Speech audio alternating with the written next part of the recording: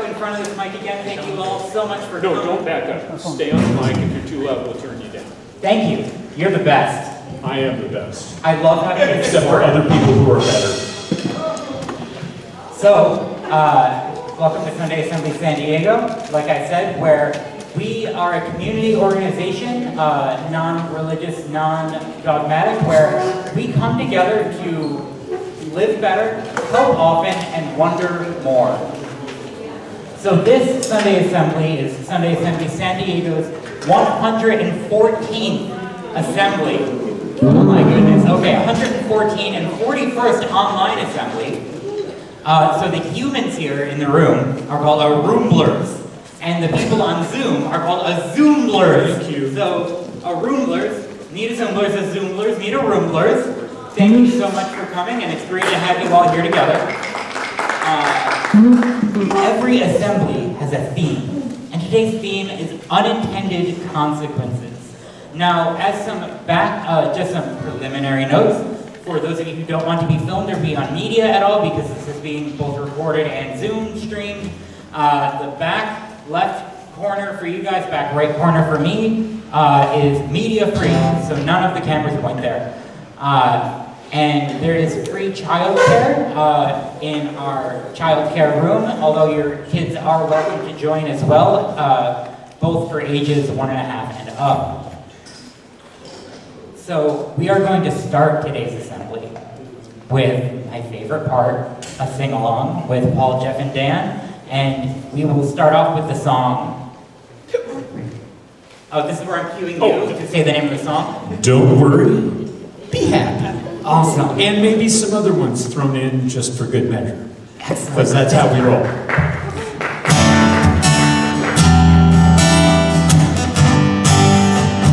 So I'm going to violate every rule in my life of song leading, and I'm sitting today. I've got bone on bone on my left knee, and sometimes it goes and attacks my sciatic, and it makes it really hard for me to stand up, so I thought, this is really the first time in my entire existence that I've ever sat down to do song leading. Very uncomfortable, but I'm counting on you guys to sing as well as you would if I was standing up, so.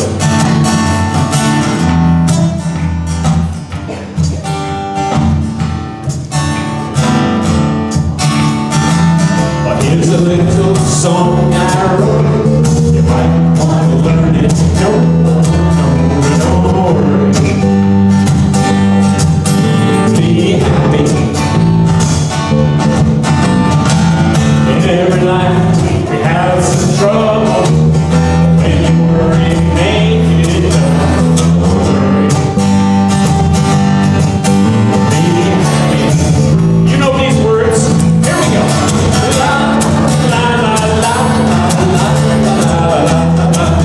Don't worry. Be happy. Let's do that again.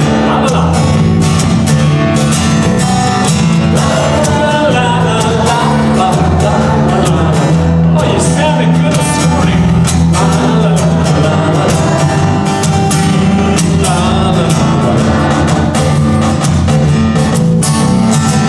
I got no place to lay your head.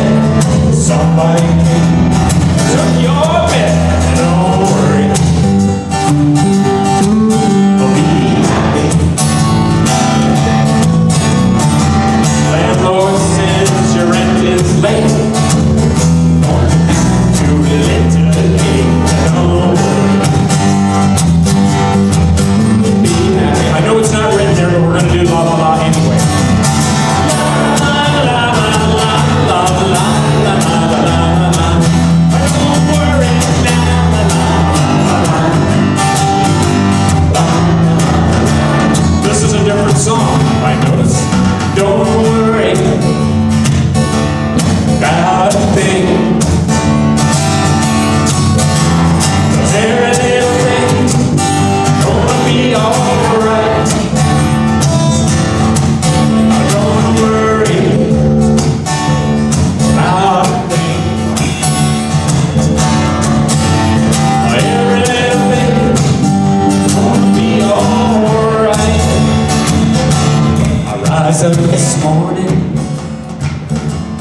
smile with the rising sun. Three little birds walking by my doorstep, singing in sweet songs, melody to Andrew, saying, this is my message to you. Oh, don't worry about a thing. Why that? Because every little thing gonna be alright. One more time now. Don't worry about a thing. No, every little thing gonna be alright. Ain't got no cash, ain't got no style, ain't got no friends to make you smile. But don't worry, be happy, because when your worried face will frown, then that's gonna bring everybody down. Don't worry, no, be happy. La la la, here we go. Oh, la la la la la. Don't worry, la la la. Be happy. Sing it again.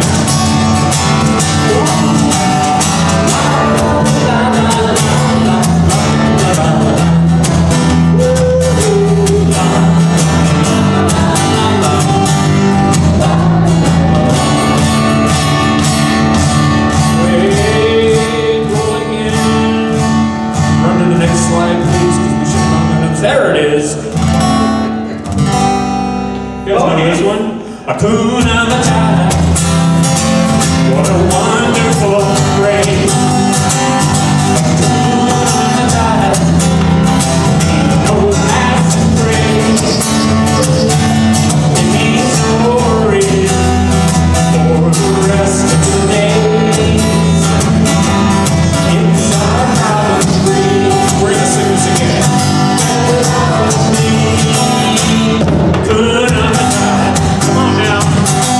Hakuna Matata.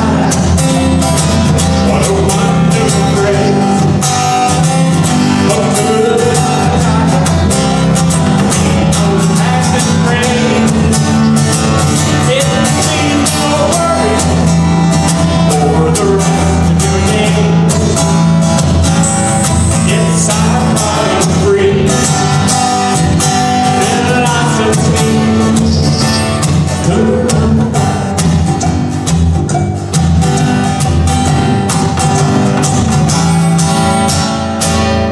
I sang the song I wrote.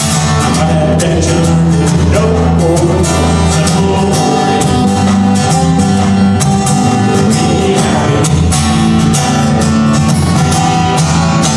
Every life expects some trouble. When you worry, you get in trouble. Don't worry. No, be happy. Oh, sing it out now. Well, la la la la la la la la. I don't worry, la la la la la.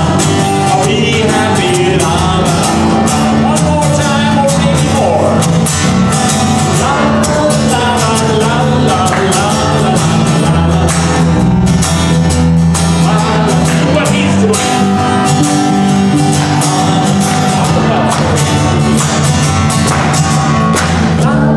La la la la la la la la. Let me hear you sing it. La la la la la la. La la la la.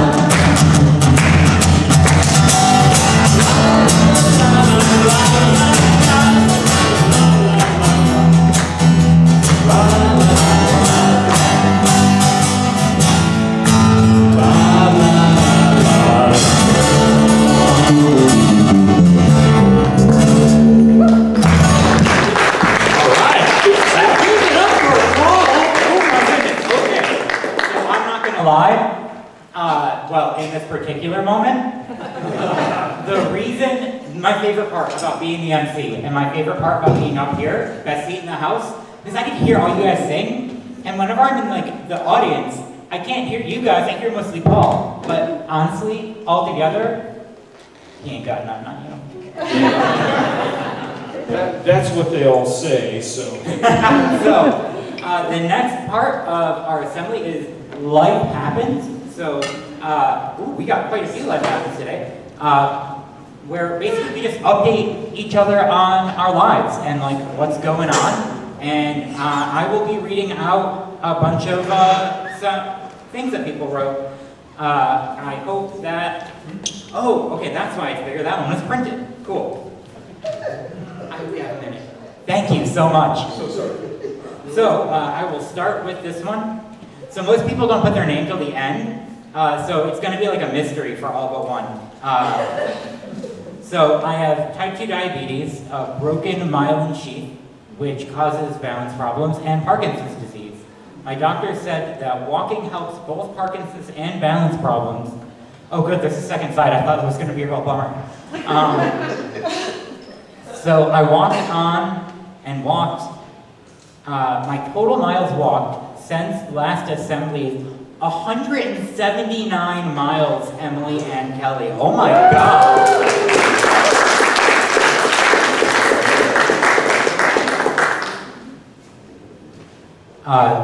This is old news today, or old news, but today I thought to bring a picture with me.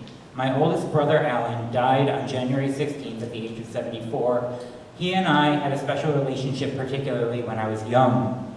Reportedly, the first word I ever said was his name, and he always loved little children. I will miss him, particularly the stories he would tell. In losing him, it felt like I lost a little more of my father, mother, and younger sister, because he shared their lives with me. I miss them all, but feel lucky to have had them with me in my life. Lynn Warner. Thank you for sharing that, Lynn. This month is Paul Svensson's birthday. Yay! Smiley face added by Emily Kemp. Val. Awesome. Val, thank you for putting your name in front. My daughter found an ant colony at the bottom of a Kleenex box on the windowsill in our dining room. I hope I gave justice to all the H's. After multiple canceled attempts to hike El Cajon Mountain, I finally conquered it. 11.5 miles. You guys are amazing with these miles. Oh my goodness. The final 3 miles during a thunderstorm. Cindy. Damn, Cindy. Woo!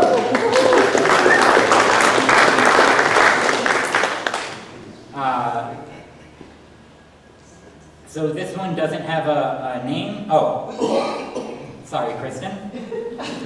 The first word is Kristen's. This gets sad. Kristen's father died on this date 30 years ago, and she is thinking about him a lot today. I'm smiling too. Oh, good.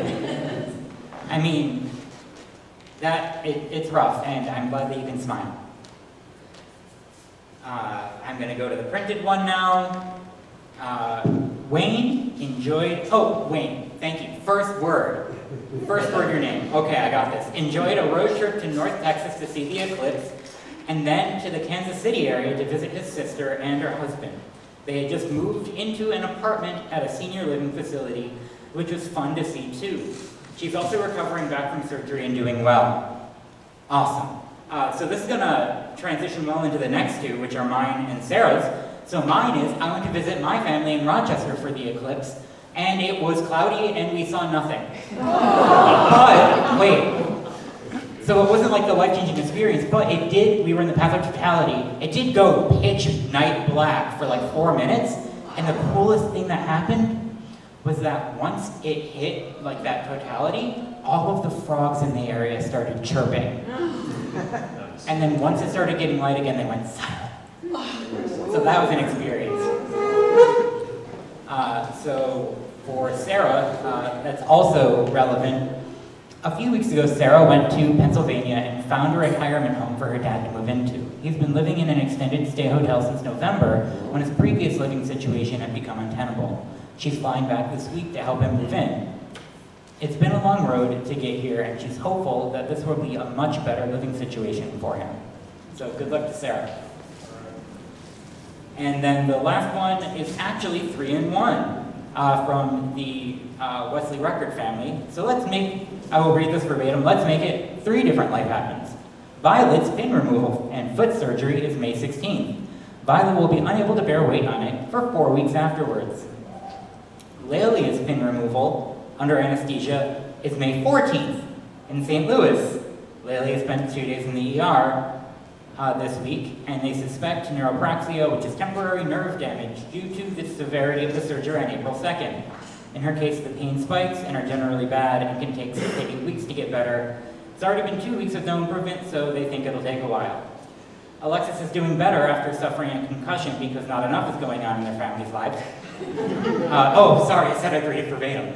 And TBI, regaining a lot of abilities like telling time, simple math, and reading comprehension, but has daily headaches still. So I'm going to extemporaneous on that for a bit. Alexis, I think you might have temporary headaches still for other reasons. Just a thought. But thank you all for sharing your lives with us.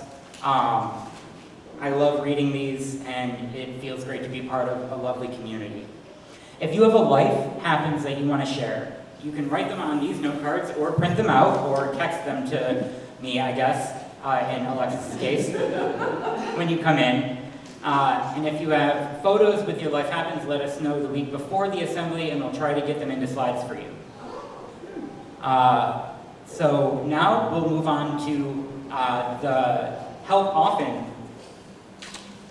I didn't need help there. Section of the assembly.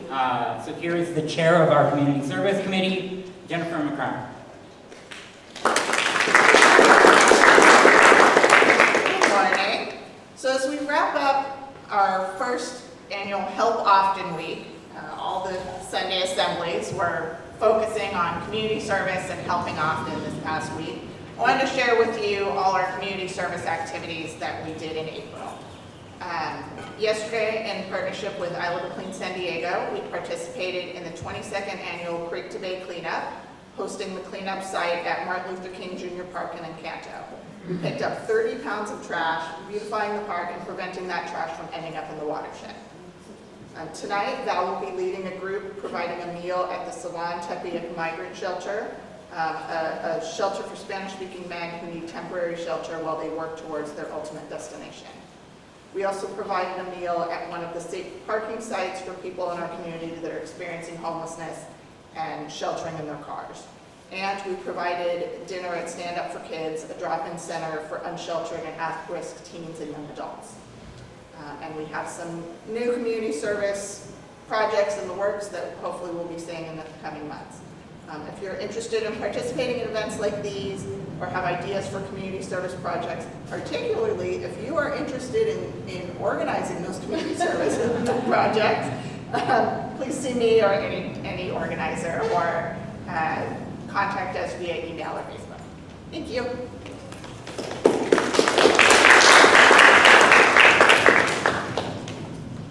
So now we will have some fun readings.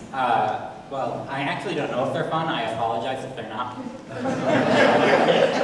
Sometimes they're sad. So please welcome to the stage, Gracie. Baseball season just started in April. It starts every year. This year started on April 28th, March 28th. So, and our San Diego Padres have 23 games in. They've lost 11. They've won 12. They're in second place behind the Dodgers, who won 23. They have 139 more games to go. And since April is baseball season, we wanted to celebrate that with some quotes from one of the greatest characters in baseball history, Mr. Yogi Berra. Yogi Lawrence Peter Berra was an American baseball player, manager, and Major League Baseball Hall of Fame, noted for his bat ball hitting, his ability to perform in the clutch, and his particularly humorous sounding statements. I have some people who are going to read some of those statements, if you lined up right there. He took on the roles as a manager. He played 19 seasons in the Major League Baseball from 1946 to 1965, all with the last one with the New York Yankees. He has won 18-time All-Stars, and he holds the record still for being in the World Series more than any other player, 15 times, either as a manager or a player. And he is widely regarded as one of the greatest catchers in baseball history. For those of you that follow baseball, his lifetime batting average was .285 on 2,150 hits. He had 358 home runs, 1,430 runs batted in. His managerial record was .484 and .444 for a winning percentage of .522. And I think you'll know some of these, and if you don't, here's some others. Always go to other people's funerals, otherwise they won't come to yours.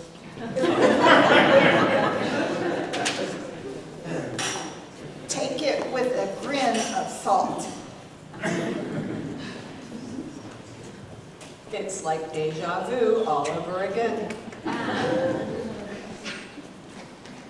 Baseball is 90% mental, and the other half is physical. When you come to a fork in the road, take it. It ain't the heat, it's the humility. I never said most of the things I said. Never answer an anonymous letter. You can observe a lot just by watching. No one goes there nowadays. It's too crowded.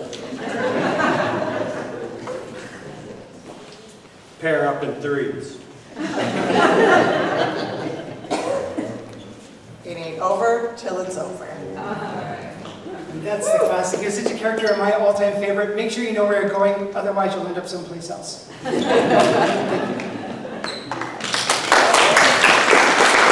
Thank you, everyone. My life is now enriched.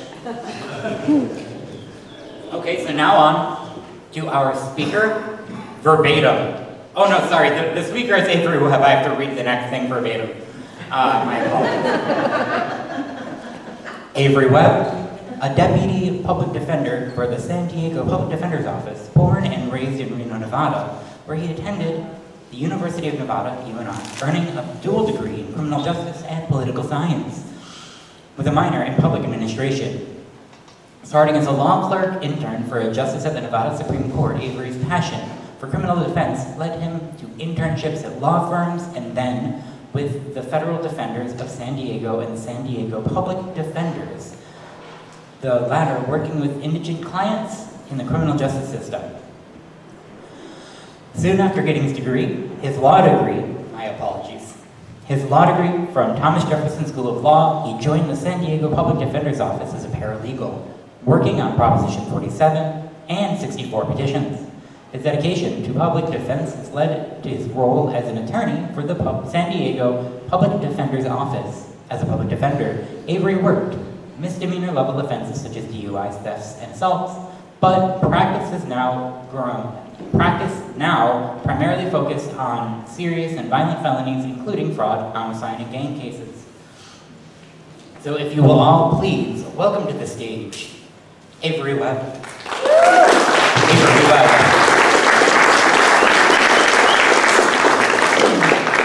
Hi everyone, thank you for having me. My name is Avery Webb. I'm an attorney at the Alternate Public Defender's Office. I'll go on a little bit of what the Alternate Public Defender's Office is in contrast to what the Primary Public Defender's Office is. But my topic today to discuss is unintended consequences. Primarily when the legislator who we vote in, as well as initiatives that the voters vote for, whether or not there's that consequence that is not intended. So my agenda is to give you guys a brief history of what a felony timeline would be, what the procedural history would be, and the focus is going to be on the bail reform. I wanted to get in a little bit of the MDO is in mental health. MDO is the mentally disabled offender. But I was a little ambitious and probably don't have enough time for that, but focus right now is going to be on the bail reform. So, back up a little bit. So you get arrested. Unfortunately for this little kid, it looks like he might have got a DUI, some reckless driving, probably his father, so he was just a few blocks away from his house and he gets pulled over. So, we look at the history of a felony case and you get arrested.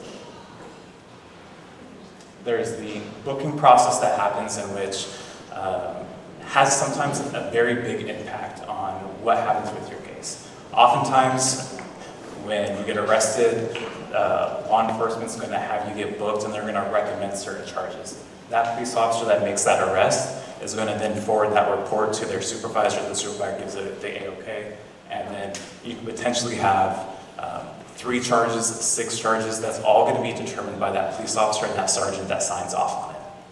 You can look here. Oh, thank you. If you can stand actually closer to the mic, then he'll be able to manage it. Okay. So once an individual gets arrested, there's that booking process that happens. They get charged with 3, 4 charges. What determines that amount is going to be off a bail schedule. Now, sometimes officers can stack them. So if it's a DUI, and the DUI is going to be $10,000, but then you also are charged with providing false information to an officer. So when an officer stops you, he says, "Have you been drinking?" And you say, "No, I haven't been drinking, officer." So that is another charge that they can give you. So although you started out with just a $10,000 bail amount that you would be able to bail out, it turns into $20,000. And of course, it just stacks, stacks, and stacks. The prosecutor then gets that report. And any advice that I can give you is to commit your offense, if any, on a Tuesday. Because weekends do not count for the 72 hours that the prosecutor has to file those charges. So court holidays, weekends are terrible because you end up just sitting in custody if you're not able to bail out on that booking process bail amount that the law enforcement first put you under. And then we have the arraignment. So the arraignment is when you go for the very first time, you meet the judge, you find out who your attorney's going to be. Usually you either retained one prior to that time or you get appointed one. But mainly you get informed of those, you get informed of those charges. And that's that formal process of you knowing, one, if you can afford an attorney, you provide one before that date, pleading not guilty, and then of course, one of the big things is, skip one more time, the bail review. So oftentimes, the attorney for your first day is usually a paralegal for the public defender's office, and an attorney is meeting you for the very first time. And you did not have the opportunity to give them all the mitigation information that you would need to make a very good pitch to the judge to say why this person should get released, mainly because they're not a flight risk, and others because they're not a danger to the community, because they have no criminal history or they have very minimal criminal history. So unfortunately, sometimes you meet your first attorney or a attorney for the very first time at that arraignment, and you're stuck because you don't have the ability to call people to get references, to get letters, to have family come down. And so it's a very difficult spot. So sometimes we have to set a bail review just so that your attorney that doesn't even know that you're assigned that case, if it's a public defender's office, can start working up your case and then provide the judge that information. And then kind of what I wanted to discuss is with the alternate public defender's office. So obviously you get appointed an attorney if you can't afford one, and normally the default is that you're going to get the primary public defender's office. I work at the alternate public defender's office. So what that means is if there's a conflict, so sometimes a named suspect or named defendant could also be a witness in the case or could be a victim in the case. And if that's the situation, one attorney from the primary public defender's office sees an attorney as the whole office. So I wouldn't be able to sit there and cross-examine you as a witness or a victim and then at the same side represent you the following day. So that'd be a conflict of interest, and so my office would be able to do that for the primary public defender's office. Or if someone is a witness and they're starting to get into things that they're potentially incriminating themselves on, so you are a victim of a robbery because you are going to sell some perhaps drugs to someone. So you're going to have to explain to the judge, and there's going to be a transcript that you're risking penalty of perjury by either lying or incriminating yourself, saying, yes, I went to this location, I got beat up, and I was going to sell some drugs. And so my job would be to step in and say, hold on, time out. You have a Fifth Amendment right not to incriminate yourself. I'd advise you to tread carefully because you're potentially making a record that you admitted that you did an offense, or you're going to commit an offense. Go ahead and turn. Status conference. So the status conference is the first time in which your attorney has met with you, hopefully, and they're meeting and they're pitching to the judge, they're pitching to the prosecutor why you deserve to get your charges dismissed, whether you get a good plea deal, or really just making sure that the next hearing is going to be the preliminary hearing, whether or not everybody's going to be ready for that hearing. And that's a very important hearing in the sense that that's that first judicial check to make sure there's enough evidence to go to trial. And so throughout this time, from the time that you're arrested into that preliminary hearing, if you're in custody, that has to happen within 10 days. If it doesn't, or say the prosecutor's not ready, if witnesses are not ready, there's a presumption that that person should get released because we don't, as a criminal justice system, we don't want people sitting in custody waiting for a trial that's not going to happen until 60 days for a felony case when they're, throughout this whole process, is presumed innocent. So this person is stuck in custody until that preliminary hearing if they're in custody for 10 days or for a period not to extend 30 days. There's certain things that have to happen in order to extend that 30-day. But that's the big problem that we have, and I'll go into some statistics, but this person who, if it's a he said, she said type of situation, a bar fight, it's potentially just one person saying that you did a crime, and you have to wait 60 days to go to trial. And so that's what really important preliminary hearing is for. But also, and we can go ahead and turn the slide, pretrial detention.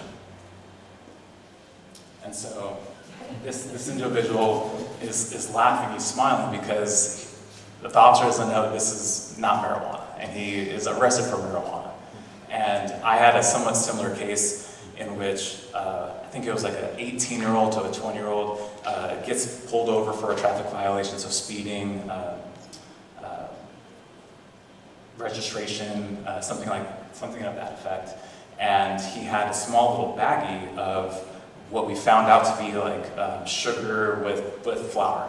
But the officer obviously thinks that it's in a small baggie, thinks that it's cocaine. So he goes through that booking process. It's a misdemeanor because the amount is what's determining whether or not it's a felony or a misdemeanor. But say that individual had a big Ziploc bag and it was like half a pound.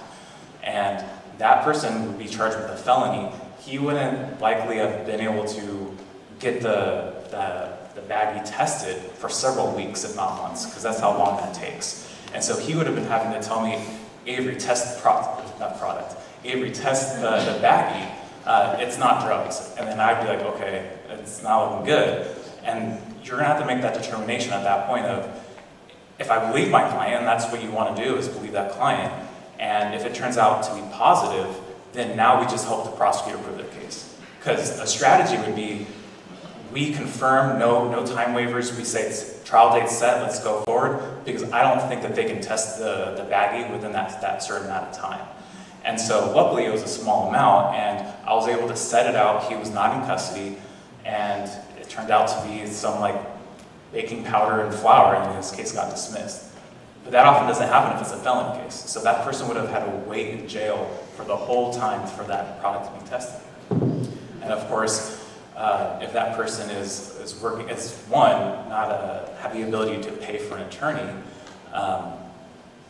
you're already starting backwards. And in the sense of you might have been working an hourly rate, and so you just lost 3 days of work. You get arrested on a Thursday, well, there's that 72 hours where they really don't have to file charges until Tuesday, so you've already missed several days of work. If you have dogs or animals at home, who's taking care of those animals? If you have kids, if you're a single parent, oftentimes if you don't have a family member or a friend that you really trust, usually Child Protective Services comes into play. There could be temporary housing or a shelter that the kids go to, but then that becomes a whole new process. So now you're trying to fight the case in which you have a self-defense. You have something that is really worthwhile to go to trial, but you're stuck in custody.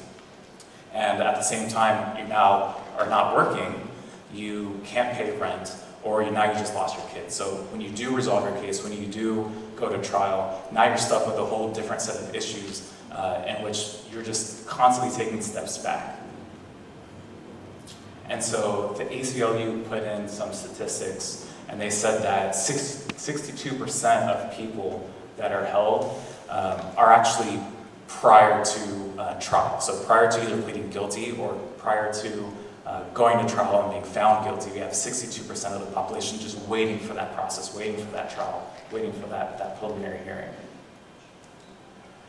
And of course, there's some interesting statistics in the sense that if someone's held more than 8 to 14 days, the likelihood that they would then commit a new offense increases dramatically compared to someone that's just released within 24 hours. Because if you take a step back and you think about it, that person might have lost their job, and now they're stuck homeless, or they're stuck in a position where the temptation, the likelihood of them re-engaging in that criminal behavior is so much more likely because now they're starting from the rock bottom. Compared to someone that's that 24 hours in which they quickly can call in sick, they can do arrangements for their kids or their animals and things of that nature. And it's a little small, but the really, really troubling thing about this is jail is not a good place to be. In San Diego itself, we have from 2009 to 2019, 140 people reported passing away that died. 2021, 18 deaths. 2022, there's 20 deaths, and 2023, I believe there's 14 deaths. So not only is the situation where you're losing housing, you're losing potentially your kids, is you're in an inherently dangerous situation. And it could be inmates on inmates, it could be there's mental health issues and they're not being addressed. And so putting someone that has mental health issues, plus maybe substance abuse issues, in a room full of people, you become a victim in a whole different system. So another thing to think about is oftentimes when I made this example in my case with the controlled substance is you are often, especially for misdemeanors, your very first day, usually offered a plea deal that says plead guilty and you get released. And that is, I want to say, the highest percentage. I think it's 80%. ACLU also had another statistic, but the first, because you have so many things that are going on in your life, kids, friends, and things of that nature, sometimes people just plead guilty to get out of jail, which creates a different element in the sense where this person who I'm counseling and I'm saying, you have a really good defense of this officer noted in their police report that there was a witness that he wasn't able to follow up with that says the other person might have been the initial aggressor. And so you're getting charged with like a battery and assault.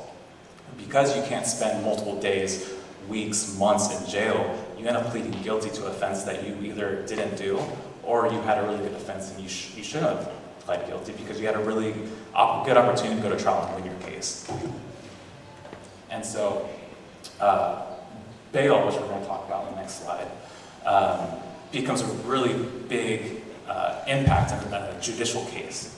And so, in California, we've had a cash bail system. That means that booking process when they're trying to file charges on you, everything is based on a bail schedule. And so the prosecutor, once they decide to make formal charges against you, they also have the opportunity to follow the recommendation of law enforcement and do those charges. Of course, they have a different analysis that they have. So they have to make a determination of whether or not there's probable cause and that they believe that there's enough evidence of finding you for guilt.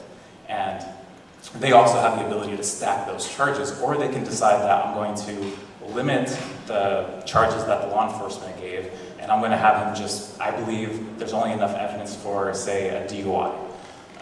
And so that person, usually with a private bail bondsman, would have to put in 10%. So you have $10,000 for, say, a DUI, you'd have to put forth $1,000. So that's that cash bail system. And if you just back up just briefly.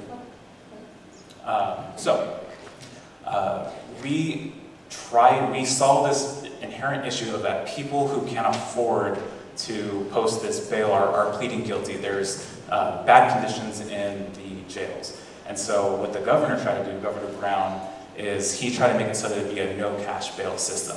So meaning it's all based on a risk scale, low risk, middle risk, and high risk. And so as long as you are a low risk, you are pretty much getting released. Obviously, if it's a medium to high risk, there needs to be some type of judicial intervention to determine whether or not this person, if released, should get released if they pose that danger. Well, the problem that we found out with this algorithm that they use is that minorities, black male, a Latino male, were getting high risk levels just mainly because of their nationality. And so we ended up having to do a timeout and saying, hey, this is a really good idea that people should not have to pay to get out of jail, but then we replaced it with a system that is inherently racist. And so you can't win, right? So it's a very difficult situation. So then they had Prop 25, which was going to then get rid of that assessment, that low, middle, and high assessment. And of course, because I'm running out of time, I'm talking a little faster, but the emergency bail schedule was pretty interesting because that was happening during COVID. And so for those low-level misdemeanor offenses and offenses that both the prosecutor and the defense can meet together and agree that this person should be released, those individuals were released. And we ended up it only lasted about 2 years. There was a bad case that kind of came out of it, but I'll maybe talk to you guys later after that.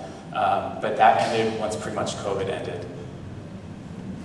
And so we ended up having a really good case that acknowledged all the problems with bail. And that case was Humphrey. And Humphrey was a case in which this older gentleman, I believe he was 67-ish, ended up going to his neighbor's house, stole a bottle of cologne and $7. And his bail ended up starting out as $600,000. Right.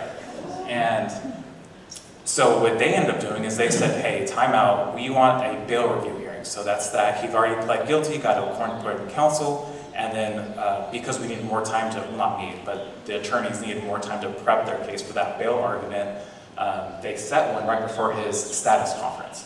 And the judge was like, hey, I agree, I acknowledge that $600,000 is a lot, so I'm gonna drop it down to $350,000. And so people in the audience or the Zoom people are kind of shocked if you can't hear the audible.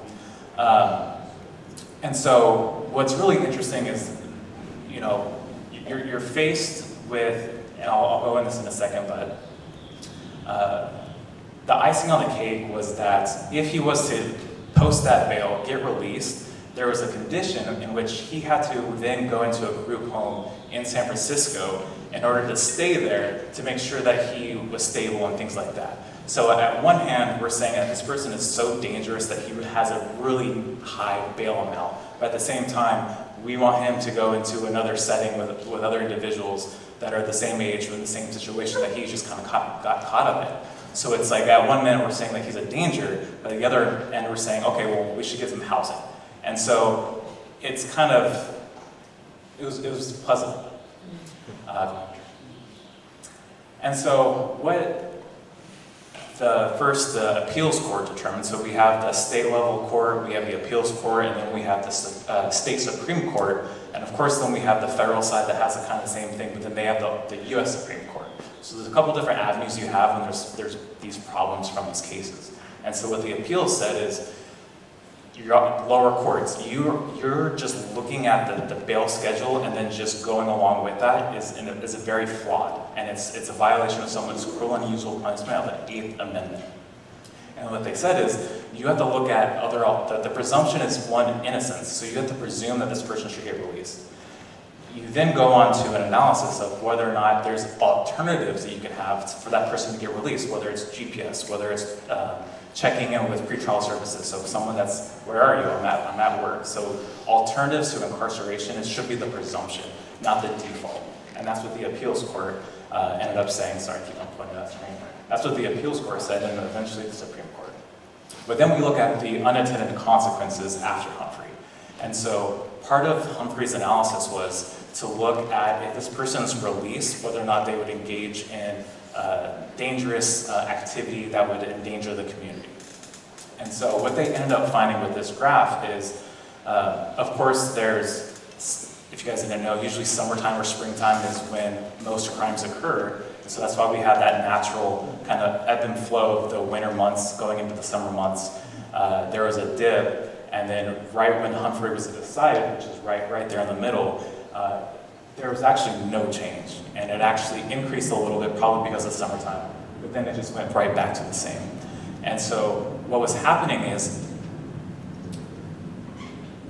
that there was no evidence of a decrease of California's pretrial jail population. There was no evidence of decrease in the bail amounts, and no evidence of decrease in the average length that someone was in custody or incarcerated.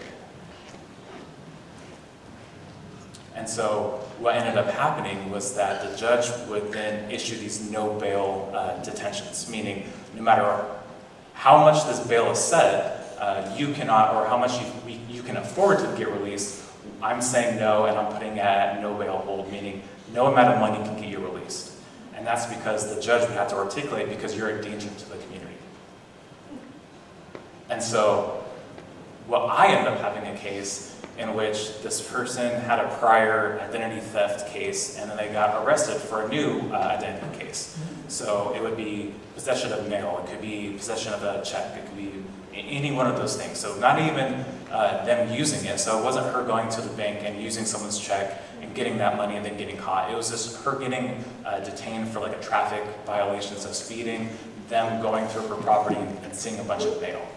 And so she had 2 priors for identity theft, or possession of identifying information, and then a new case. And what the judge ended up saying, when I'm trying to argue for my client to get released, because this was the only criminal history that she had, was that for identity theft. And so the judge felt that she is a danger to the community because if she gets released, she's going to re-engage in this possession of identifying information, which is not what the Supreme Court wanted. So those are the individuals that we wanted released, but in order to resolve cases, or in order to get the system kind of keep on going, the judge said, I think this person's a danger, an economic danger.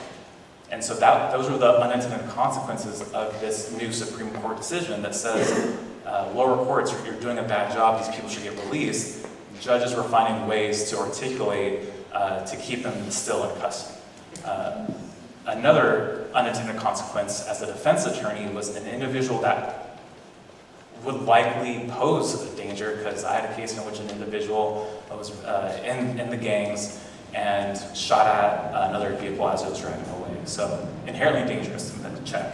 But the analysis should be that there should be bail. So this person should, yes, I agree, this person shouldn't just get released, but the court should set a bail. And from that bail, it should be reasonable what they can afford. So what ended up happening is because I made my argument, my pitch, the prosecutor gets to respond. They get to respond to all these negative things that my client was not a good person. So that in turn convinced the judge to issue a no bail hold. And so it became a strategy for the defense attorneys of you almost really have to know what the judge, be in front of that judge, know what they like, what they don't like. Because if you make your argument that bail should be set, then the prosecutors will respond, and the likelihood they'll get all these bad facts and which would issue a no bail hold, when strategy-wise, I should have just been quiet, not said anything, and then leave it to the prosecutor to maybe opine, or hopefully they just submit on the bail that's currently set. So that was another issue of, I want to argue for my client, I want to argue for the best interest. I have their family that's in the audience, in which I want to argue for that best interest, mainly because I already know that if that person's in custody, the likelihood of them pleading guilty to something that they shouldn't, or a worser deal than they need to, is not going to happen. And I believe that's the end. So I talked really fast, but if you have any questions, definitely reach out to me. Avery Webb, my contact information is there. And he'll stay late if you have any questions. We'll do it after.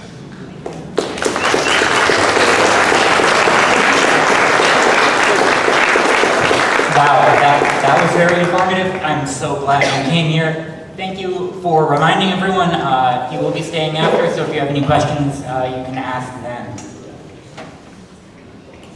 So we are going to follow that up with another sing-along. And this sing-along is going to be... Proud Mary.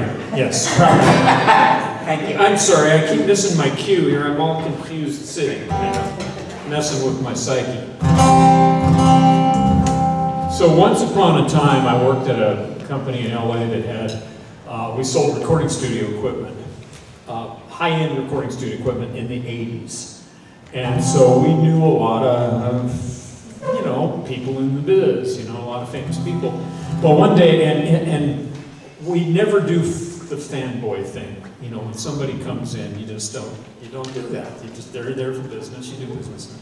Well, John Fogerty, the founder of Creedence Clearwater, and the person who writes a lot of their music, there's his name now.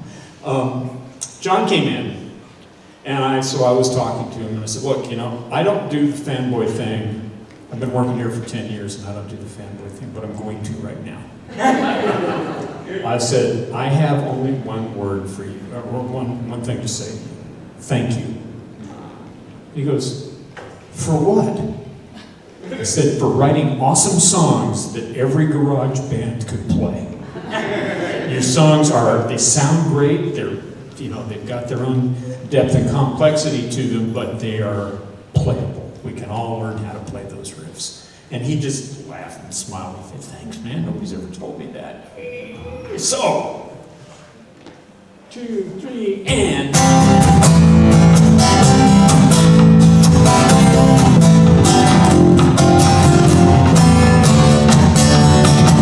Here we go.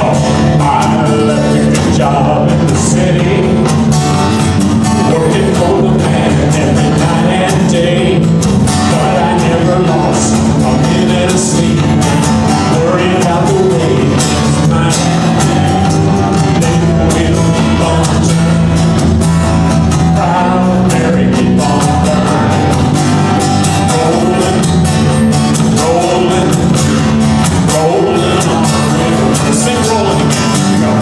Rolling, rolling, rolling on the river. We're clean a lot of ways and memories. Pumped a lot of things down in New Orleans, but I never saw the good side of the city till I hitched a ride on the river.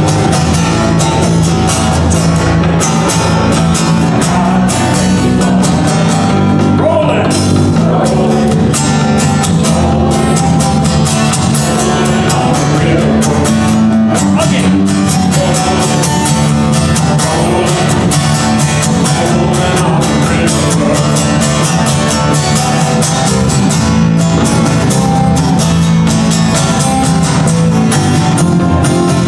Okay, let's all stand up. I mean, those of you who want to, never do anything you don't want to do around here.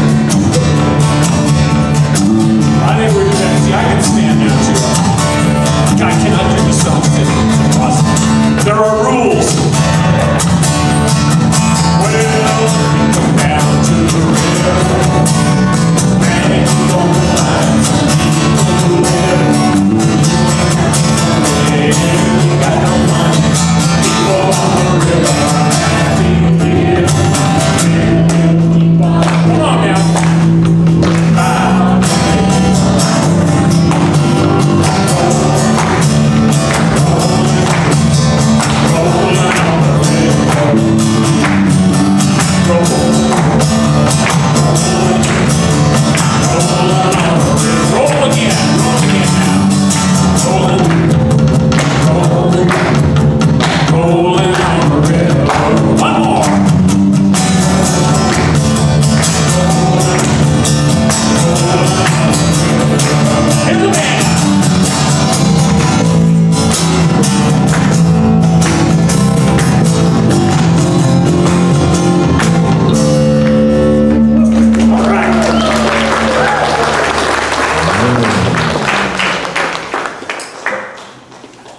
Thank you again. Like I said, favorite part.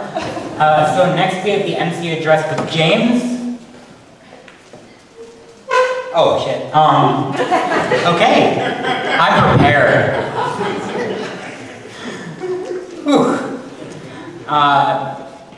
So as I've gotten older, I've started to notice that my 5-year plans tend to last about 2 years. Sorry. Another person who gets it, thank you for laughing at my jokes.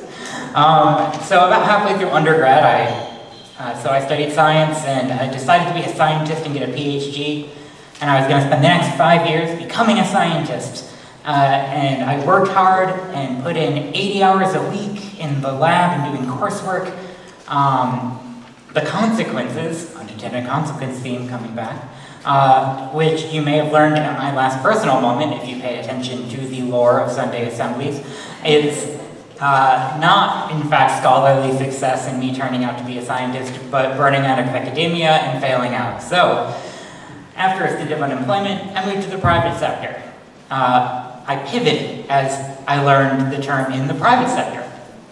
I moved across the country to start my first real job, and I plan to throw myself into the business side of things, make great products, as an engineer, and make lots of money for my company, Megacorp, who I'm going to be referring to them as for the rest of this talk, because if I gave them the real name, I might get in trouble.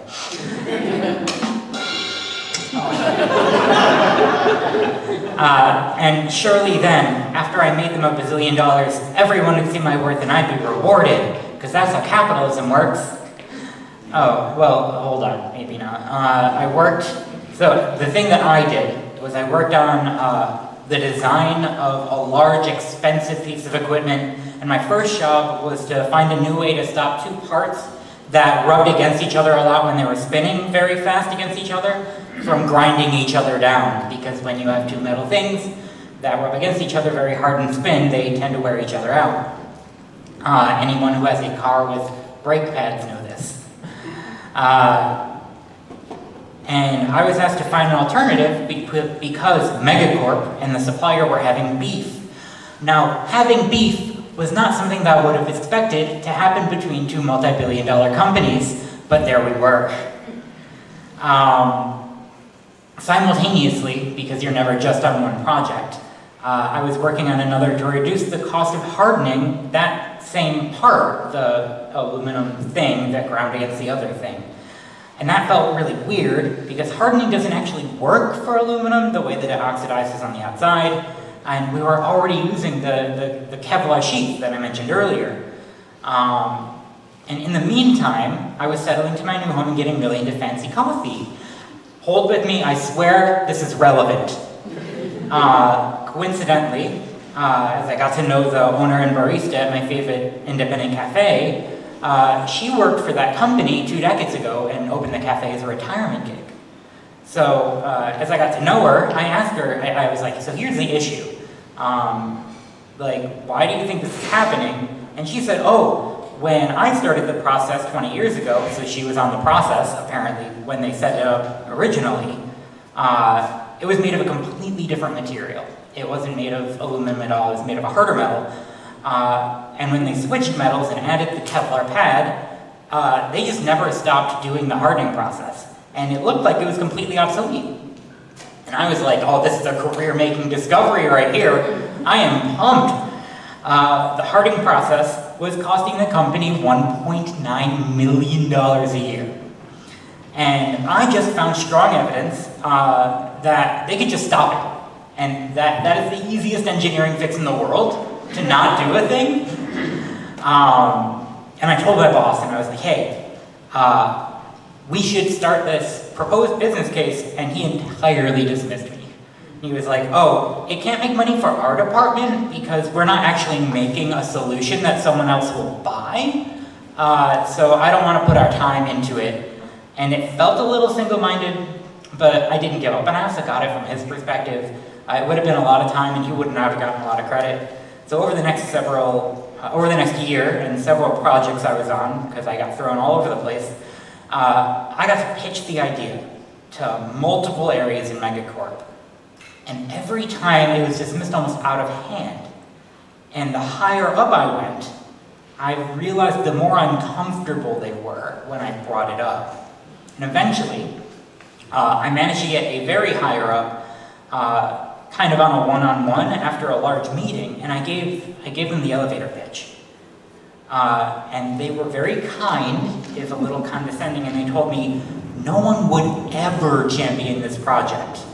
The base issue has cost them more than $20 million so far, and it would make a lot of powerful people look really dumb, and if it were to come to light, and whoever tried to fix it would catch all that flack. And there were too many egos and too much politics in the way. So, after 2 years, I gave up. Gave up on industry. That felt just way too ridiculous.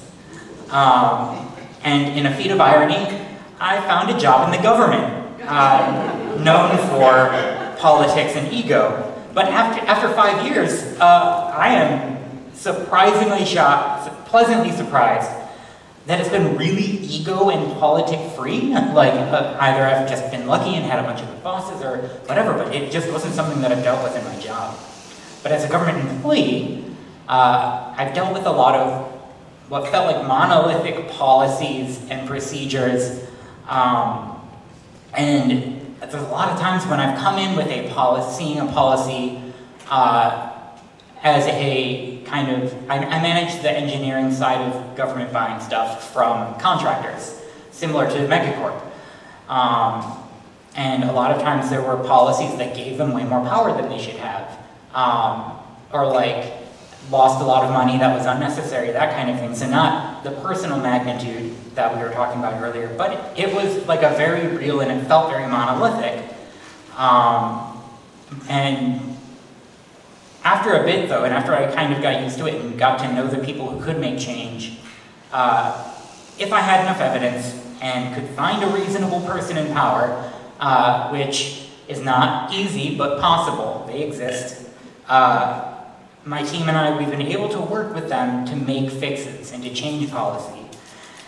And it doesn't work anywhere near as often as I'd like, but it's a start. Thank you.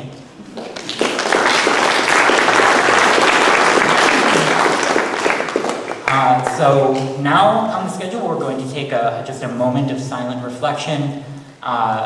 So take a few seconds just to sit and breathe.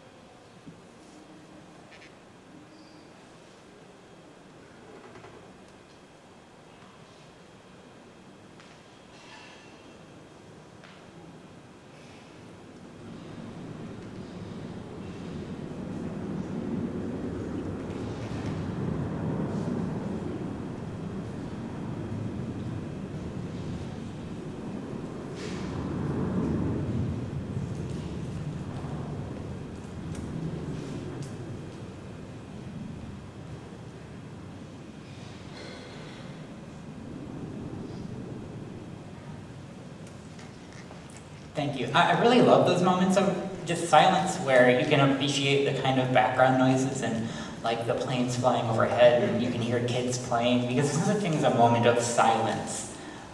It's just a moment of less you and less front noise, and I love sharing that with you. So next, Gracie and Kristen will be tag teaming the next section.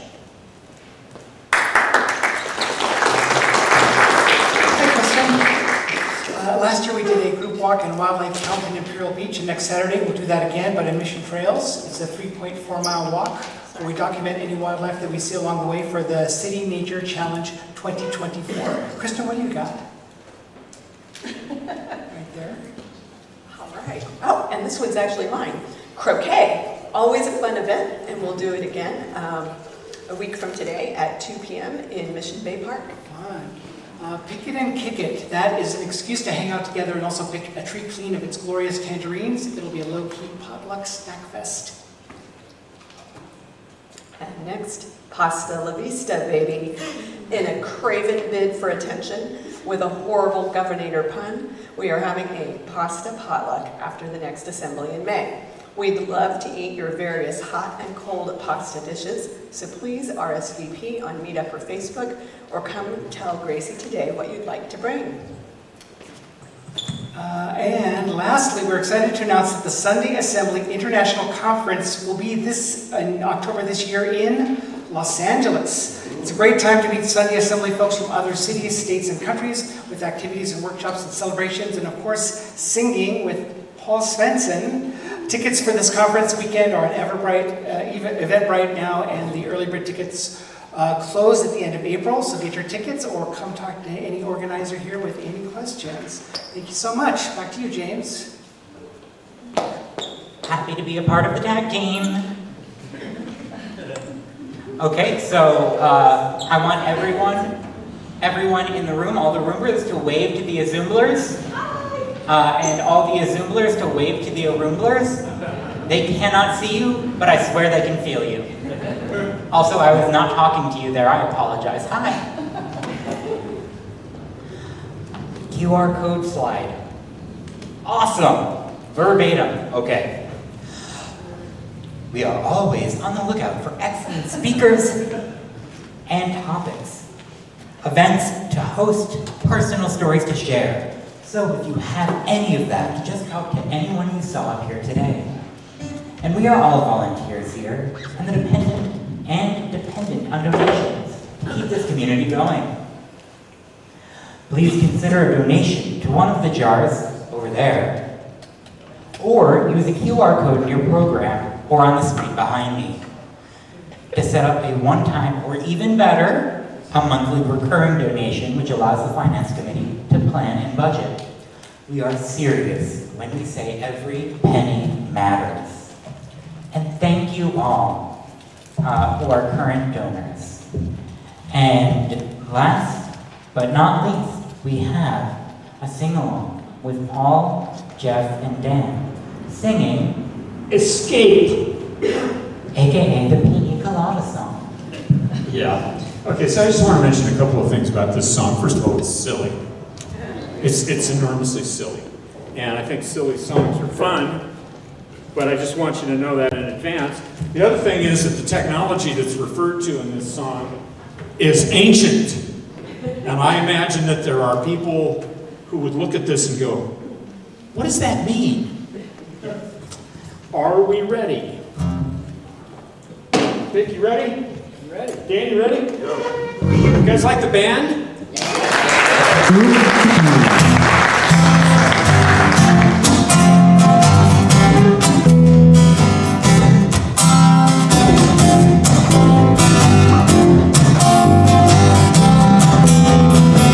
I was tired of my life,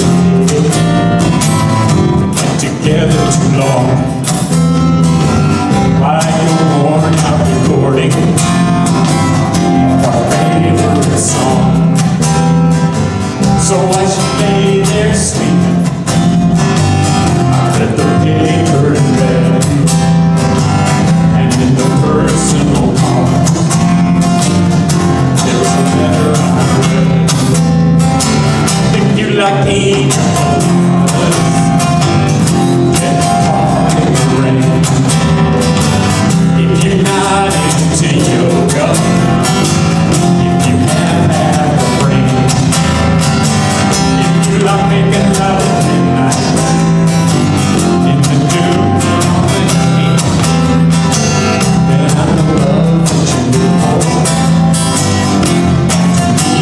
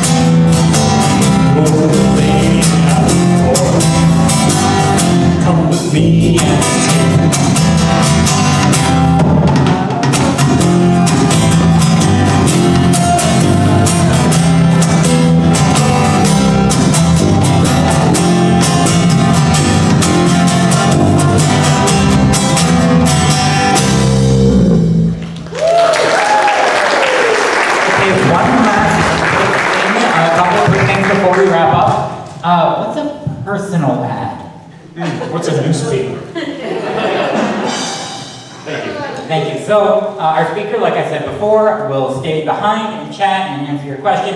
And there are snacks and coffee and maybe some grapes left because I've been eating them this entire time. It was not coffee in my cup.